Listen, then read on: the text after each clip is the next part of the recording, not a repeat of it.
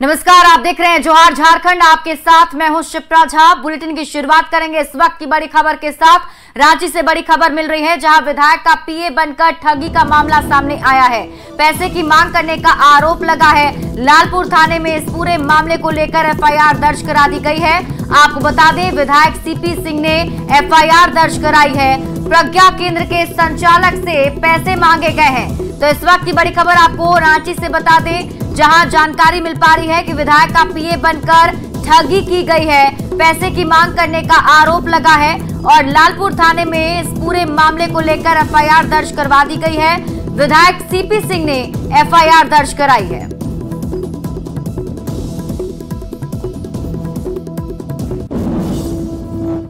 बढ़ते आगे, रांची के झाड़ू फैक्ट्री में झाड़ू खरीदने के दौरान दाम को लेकर दो गुटों में जमकर मारपीट हो गई। एक गुट के सदस्यों ने दूसरे गुट पर जानलेवा हमला कर दिया। इसके साथ ही फैक्ट्री में तोड़फोड़ की गई और रंगदारी मांगने का भी आरोप लगाया गया है। पीड़ित ने आरोप लगाया है कि 8 से 10 लोग झाड़ू खरीदने के बहाने दुकान पर आए और स्टाफ से मारपीट की।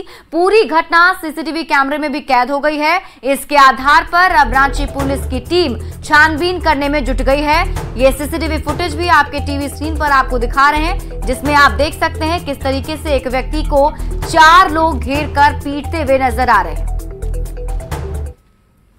वो प्रतिवेदित हुई है, जिसमें दो पक्षों के बीच में मारपीट की बातें उभर करके आई है।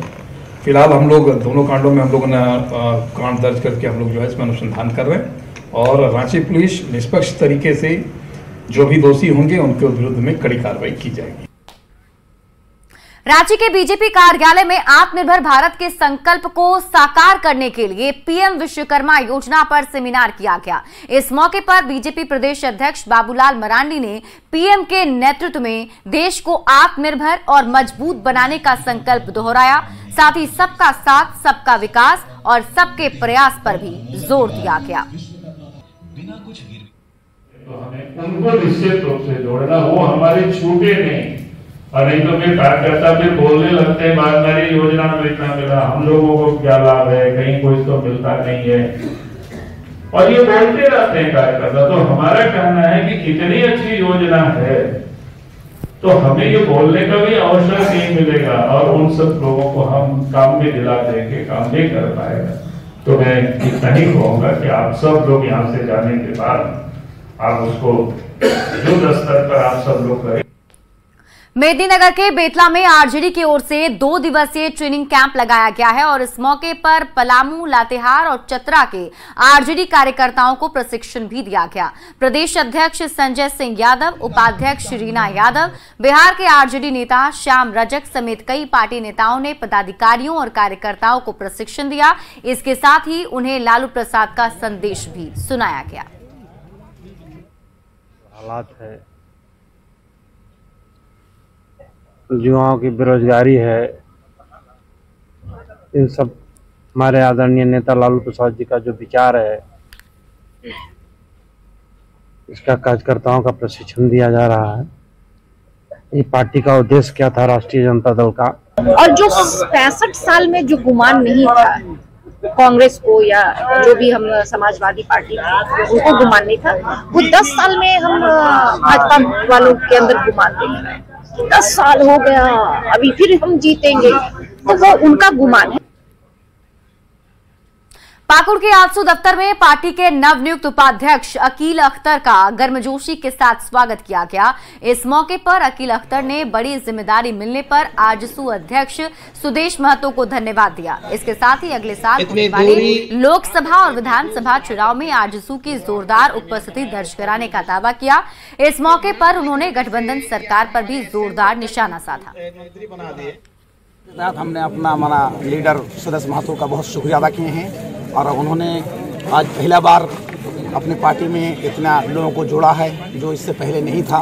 सब आजसू पार्टी के लिए नई चीज़ है, इसलिए और पार्टी को मजबूत करने के लिए जितने हम लोग मेंबर सब जितने लोग हम लोग चुने हैं, इनसे इन तमाम से हमारा पार्टी को बहुत मजबूती होगी और हमारा वहाँ से सेंटर से लेकर के हमारा विधानसभा तक एक बहुत बड़ा लिंक बना अभी जो पहले नहीं था, जिसके वजह से मैं पार्टी का शुक्रगुजार हूँ और तमाम लोगों को, जिन लोगों को चुना है वहाँ से इन लोगों को भी धन्यवाद देता हूँ। और इन लोगों को मेरी नसीहत है कि ये लोग बढ़िया से काम करें और पार्टी को ज़्यादा से ज़्यादा आगे बढ़ाएं।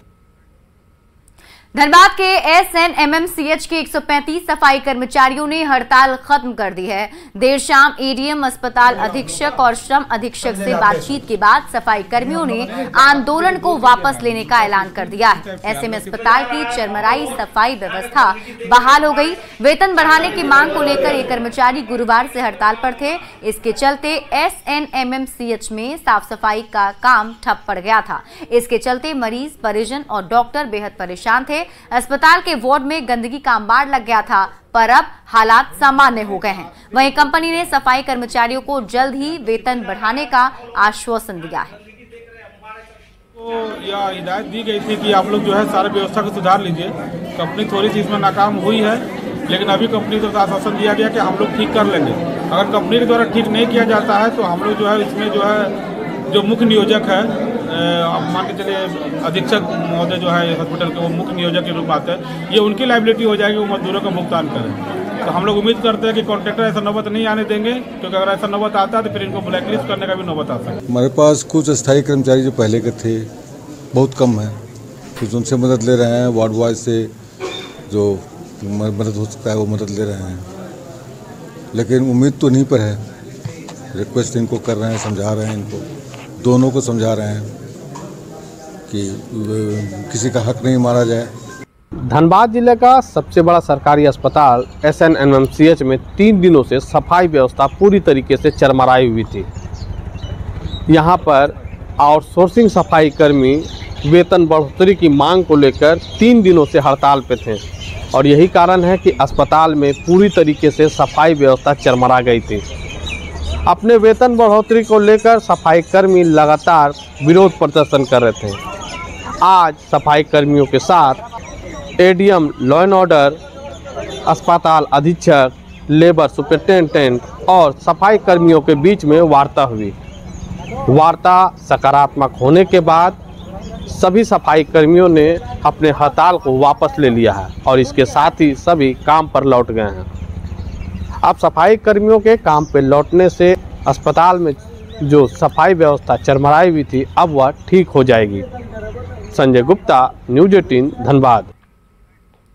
दुमका के पकलूपाड़ा गांव में कोल ब्लॉक खोलने के खिलाफ 12 गांव के ग्रामीणों ने पारंपरिक शास्त्रों के साथ विरोध प्रदर्शन किया है। साथ ही कोल ब्लॉक खोलने के खिलाफ जमकर नारेबाजी की है। शिकारीपाड़ा प्रखंड में कई कंपनियों को करीब 1 दर्जन कोल ब्लॉक आवंटित किए गए हैं। इसके साथ ही कोल ब्लॉक खोलने की प्रक्रिया शुरू हो गई। इससे ग्रामीणों में बेहद नाराजगी देखी जा रही है।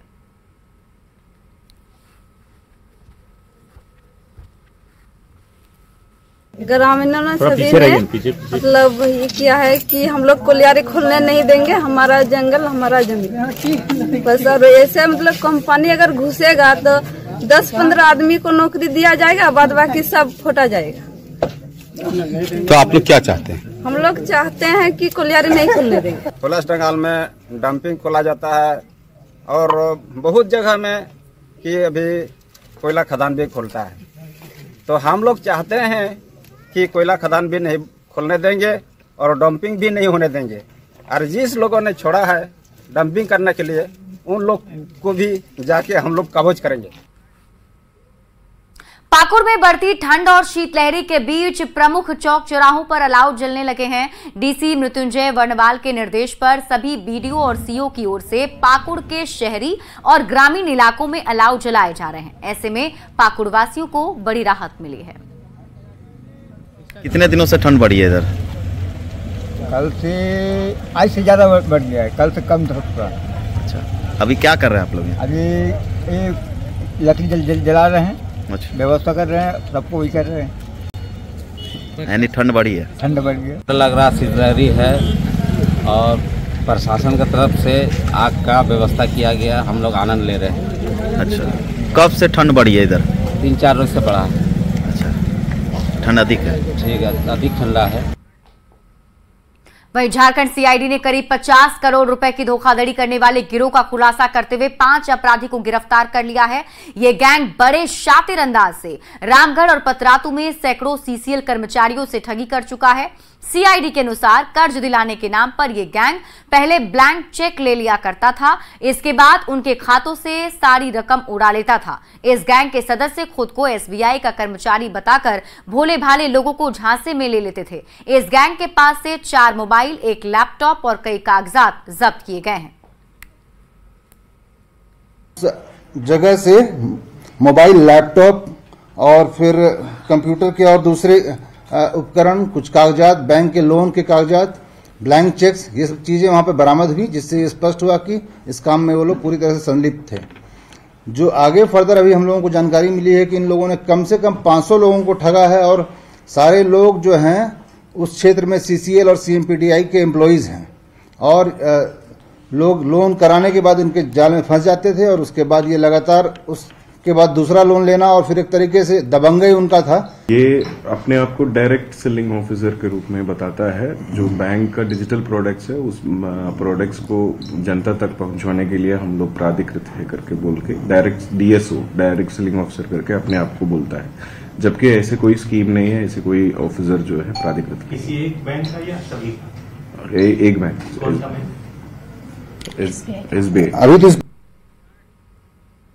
रांची की ट्रैफिक पुलिस बगैर परमिट के सड़क पर दौड़ रही ऑटो और ई रिक्शा के खिलाफ अभियान चला रही है। 27 नवंबर से चल रहे इस अभियान के तहत अब तक 99 ऑटो और 109 ई रिक्शा जब्त किए जा चुके हैं। हालत ये हो गई है कि जब्त गाड़ियों को रखने के लिए थाने के अंदर जगह भी नहीं बची है। कहा जा रहा है कि परमिट की तुलना में 4 गुना ज्यादा ऑटो और ई रिक्शा सड़क पर दौड़ रहे हैं और इस वजह से राजधानी की सड़क पर अक्सर ट्रैफिक जाम के हालात बन जाते हैं।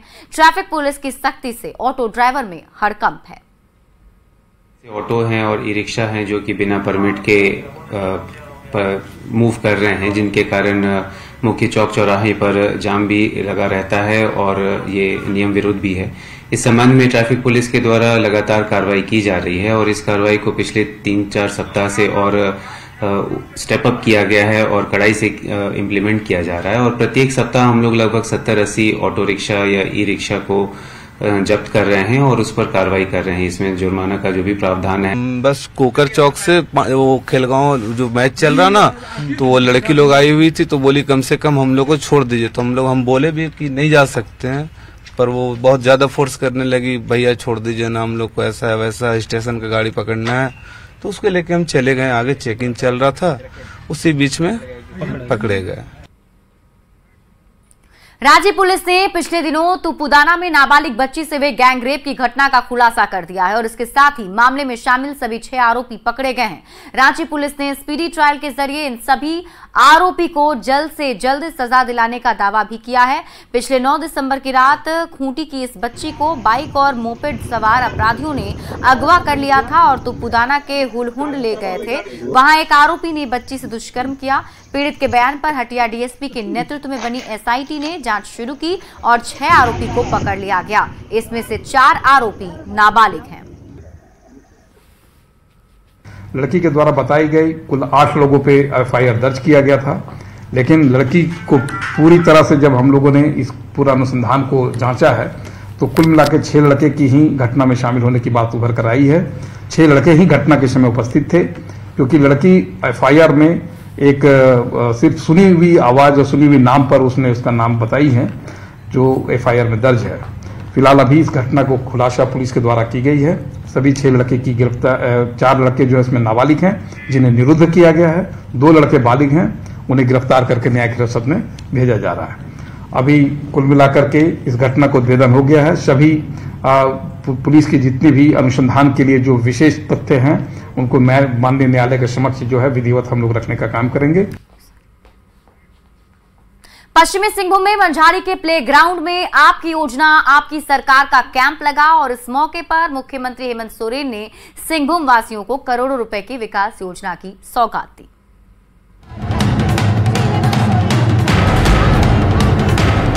आपकी सरकार आपके द्वार कार्यक्रम का कारवां पश्चिमी सिंहभूम के मंझारी प्रखंड में पहुंचा। इस मौके पर मुख्यमंत्री हेमंत सोरेन ने 507 करोड़ रुपए की लागत से 231 योजना का शिलान्यास और उद्घाटन किया। साथ ही ग्रामीणों के बीच 116 करोड़ रुपए से ज्यादा की परिसंपत्ति भी बांटी।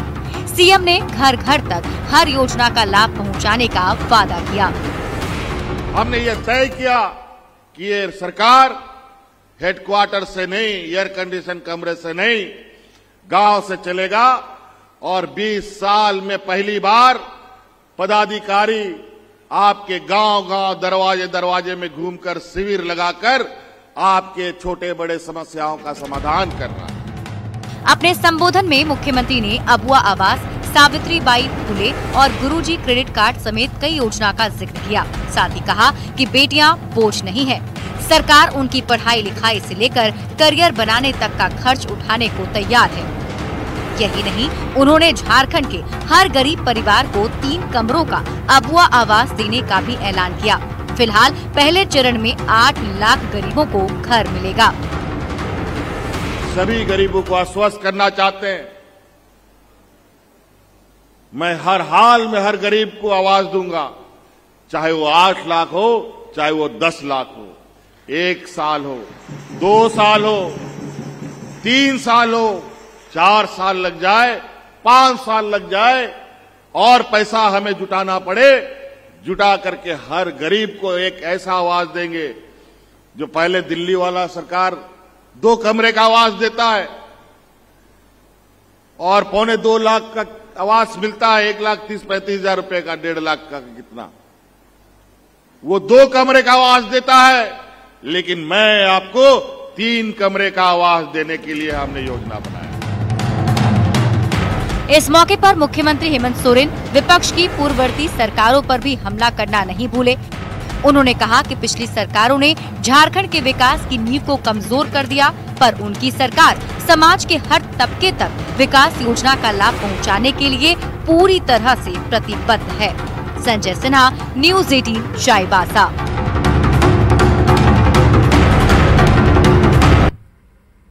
कैशकांड पर कांग्रेस सांसद धीरज साहू की सफाई के बाद झारखंड की सियासत में एक बार फिर तनातनी हो गई है। कांग्रेस ने बीजेपी पर जोरदार पलटवार किया है तो बीजेपी भी कांग्रेस पर जवाबी हमले का मौका नहीं छोड़ रही।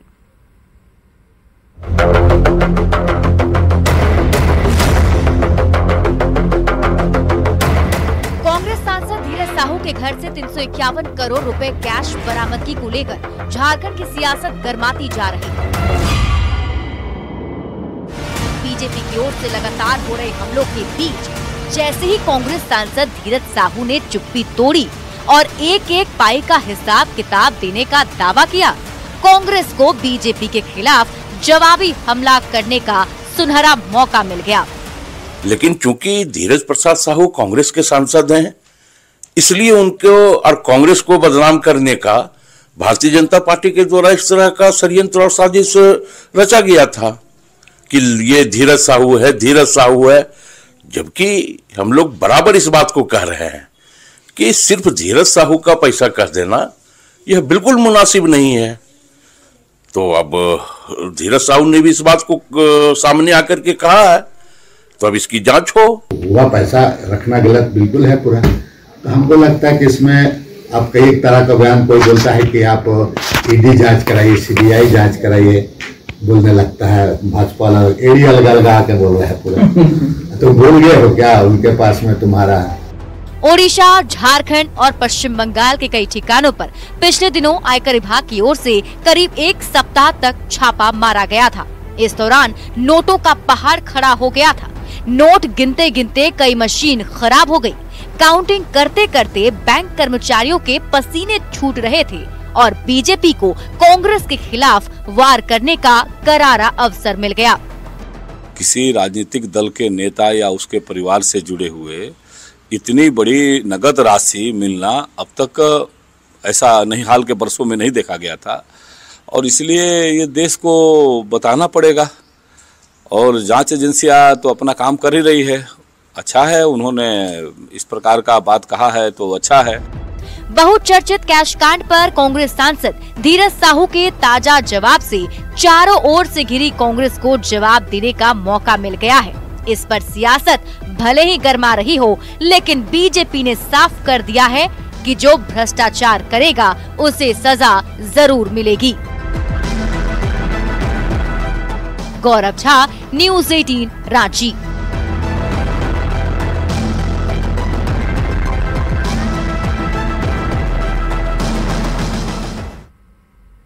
और फिलहाल इस बुलेटिन में अभी के लिए बस इतना ही। आप देखते रहिए न्यूज़ 18 बिहार झारखंड।